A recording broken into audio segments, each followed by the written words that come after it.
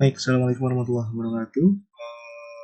Yang saya hormati Ibu Cian Hasanuddin Eskom Mkom selaku dosen mata kuliah Rekayasa Perangkat Lunak. Izinkan saya, Muhammad Rifki Permana, mahasiswa PJJ Informatika, untuk menjelaskan terkait dengan tugas 1 beserta ujian tengah semester ganjil pada tahun ajaran 2021-2022 ini. Langsung saja saya membuat sebuah rancangan data flow diagram yang sudah sesuai dengan ketentuan yang ada di soal, baik tugas 1 maupun di soal UTS. Untuk pendahuluan, sebagai teman-teman dan pendengar ketahui bahwasanya ketika perancangan suatu sistem atau sebuah software adalah proses yang cukup panjang yang bisa dilakukan oleh semua pengembang, yang biasa dilakukan oleh semua pengembang sebelum melakukan launching sebuah sistemnya. Nah, salah satunya adalah proses pembuatan DFD atau data flow diagram. Data flow diagram ini yaitu diagram yang menggunakan notasi-notasi untuk menggambarkan arus data sistem, yang penggunaannya ini sangat membantu untuk memahami sistem secara logika, terstruktur, dan jelas. Nah, DFD ini atau data flow diagram itu alat bantu ya, alat bantu dalam menggambarkan atau menjelaskan proses kerja sebuah sistem gitu. DFD terdiri dari DFD level 0 atau konteks diagram hingga level yang dibutuhkan. Jadi ada beberapa level yang biasanya dipakai sampai level 3 seperti itu. Nah, contoh sekarang ini yang saya akan buat adalah DFD level 0 atau konteks diagram yang telah saya buat. Nah, DFD level 0 ini merupakan diagram awal yang menggambarkan proses utama yang menghubungkan sistem dengan lingkungan, biasanya seperti mekanisme setelah melakukan jejak pendapat atau analisa-analisa kebutuhan yang ada gitu. Nah, DFD level 0 ini dari pembangunan sistem ini ditujukan pada sebuah sistem yang lebih jelas alurnya. Langsung saja, di sini contohnya adalah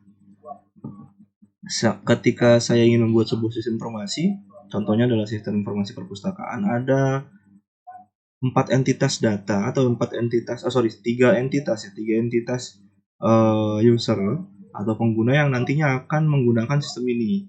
Yang pertama, ya seperti kita ketahui, yaitu user atau anggota, kemudian petugasnya, adminnya, beserta level super admin atau kepalanya. Nah, di sini kami buat tiga, yaitu anggota, kepala petugas perpustakaan, dan kepala perpustakaan, karena saya mengambil contoh studi kasus sistem informasi perpustakaan.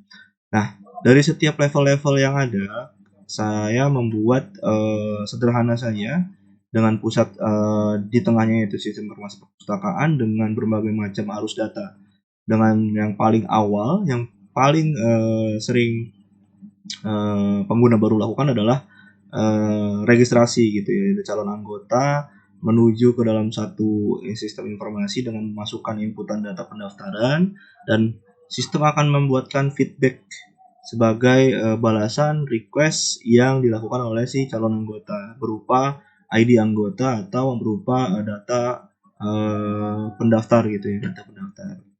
Nah, lalu ketika dia sudah melakukan pendaftaran, maka mereka atau dia, si calon anggota ini sudah berhasil membuat akun dan otomatis menjadi anggota. Nah, anggota ini mempunyai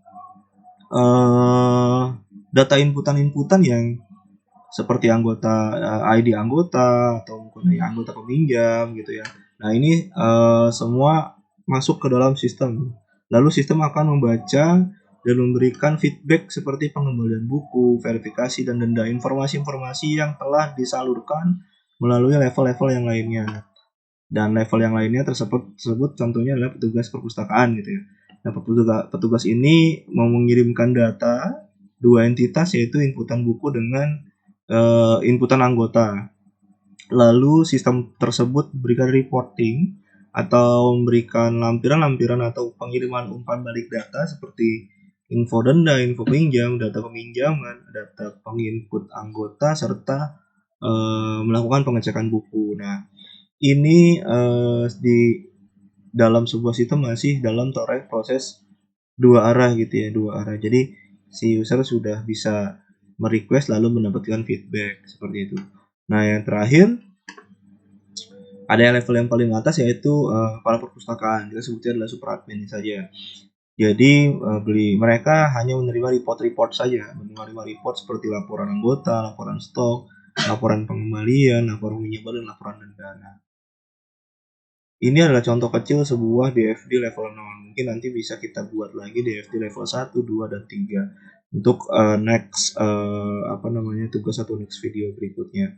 Nah, untuk itu cukup dari saya penjelasan seperti ini. Jika memang masih ada kekurangan, kami mohon maaf. Kemudian masih ada yang ingin ditanyakan, boleh nanti ditanyakan di dalam kolom komentar di video YouTube saya. Terima kasih. Wabillahi taufiq wal hidayah. Assalamualaikum warahmatullahi wabarakatuh.